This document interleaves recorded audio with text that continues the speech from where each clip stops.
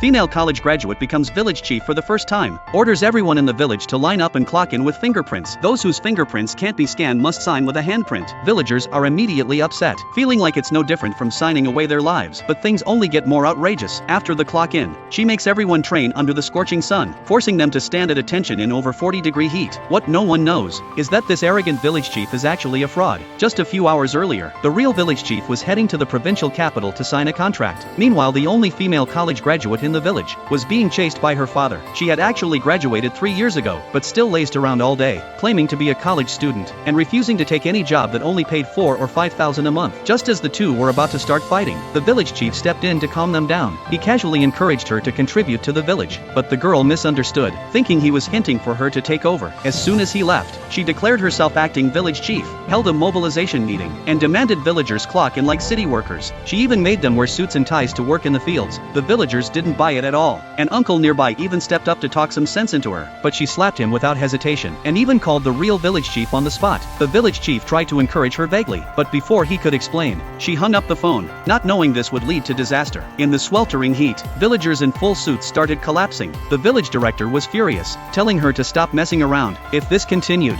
she'd ruin the entire village. But the girl coldly claimed anyone who fainted was just weak, and it had nothing to do with her. Her father even backed her up. Then, to stop the village director from interfering, they locked him up in a storage room, with no one to restrain her. The girl went completely out of control, scolding villagers even for sitting down to drink water. She even threatened, if anyone dared slack off, they wouldn't be allowed to sell their peaches even if they rotted in the field. Everyone was furious but too afraid to speak. Meanwhile, the village chief successfully signed the deal in the city. He heard the female CEO was already on her way with trucks to pick up peaches. He was overjoyed. Back in the village, the girl called in her unemployed college friends to help her manage things. Just then, her father rushed in with news. A few big trucks had arrived in the village to collect peaches. The girl had no idea about this, and ran out to check. Turns out it was the buyer the real village chief had secured, but clueless about the deal. The girl immediately told the CEO and her team to get lost. The assistant tried to explain with the contract, but when the girl saw the purchase price was only $4 per pound, she lost her temper, sneering that they must be dreaming if they thought they could buy their peaches for that price. Her friend added,